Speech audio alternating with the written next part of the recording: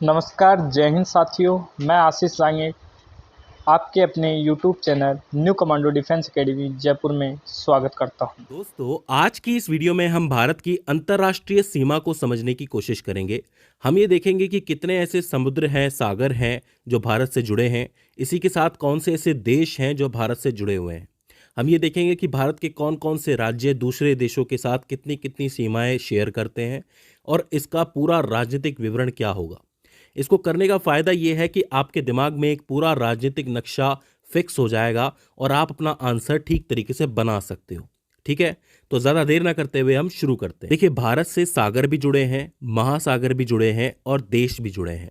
अगर आप सागर और महासागर की बात करोगे तो सागर में आप पूर्व की तरफ देखोगे तो बंगाल की खाड़ी, पश्चिम की तरफ देखोगे तो अरब सागर और दक्षिण की तरफ देखोगे तो आपको हिंद महासागर मिलेगा।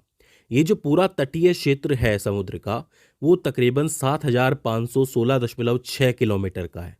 यानी कि इतने विस्तार के साथ ये फैला हुआ है।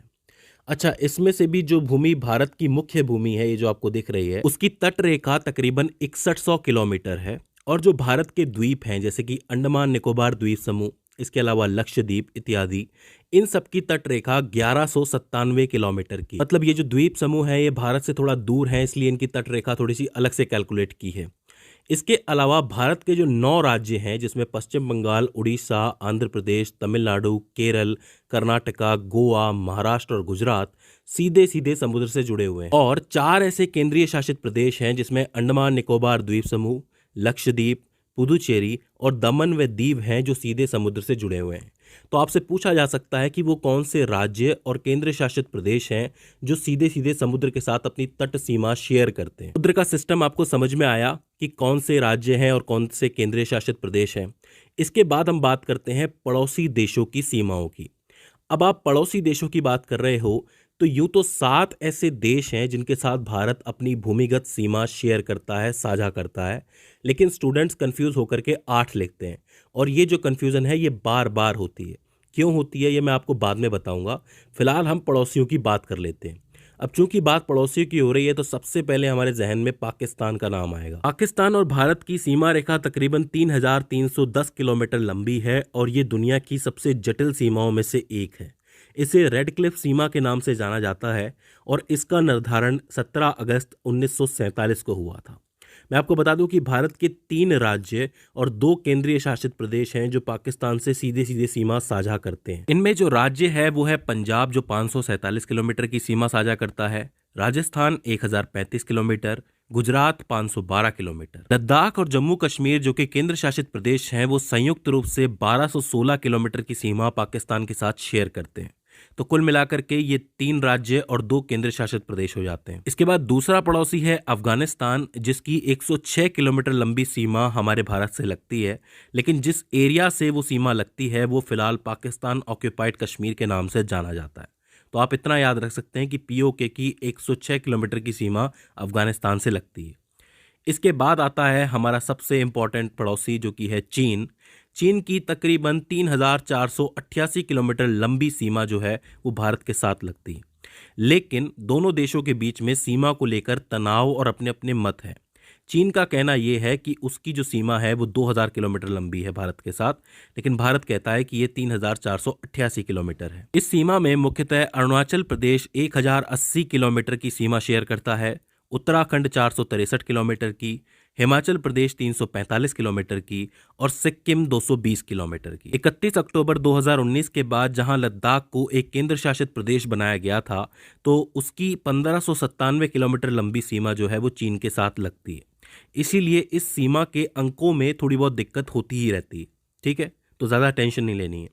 इसके बाद हमारा अगला पड़ोसी है नेपाल और नेपाल से हमारी 1751 किलोमीटर लंबी सीमा लगती है जिसमें मुख्यतः बिहार के साथ 726 किलोमीटर, उत्तर प्रदेश के साथ 551 किलोमीटर, उत्तराखंड के साथ 275 किलोमीटर, वेस्ट बंगाल के साथ 100 किलोमीटर और सिक्किम के साथ 99 किलोमीटर की सीमा लगती है। इसके बाद जो पांचवा पड़ोसी है वो है भूटान जिसके साथ 699 किलोमीटर की सीमा लगती है। ये बहुत ही इंपॉर्टेंट चीज़ है।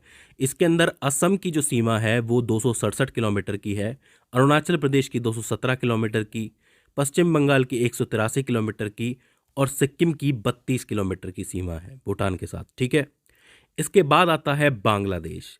बांग्लादेश की जो भारत के साथ सीमा है वो 4096 किलोमीटर लंबी है।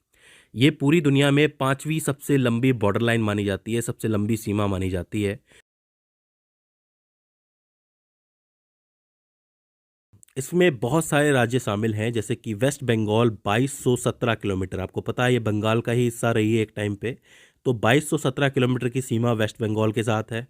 मेघालय के साथ 443 किलोमीटर, मिजोरम के साथ 328 किलोमीटर, त्रिपुरा के साथ 856 किलोमीटर और असम के साथ 262 किलोमीटर की सीमा शेयर होती है। इसके बाद आते हैं हमारे आखिरी पड़ोसी जो कि है म्यांमार। उनकी सीमा है 1643 किलोमीटर की, जिसमें से अरुणाचल प्रदेश की है 522 किलोमीटर, नागालैंड की है 215 किलोमीटर, मणिपुर की 398 किलोमीटर और मिजोरम की 510 किलोमीटर।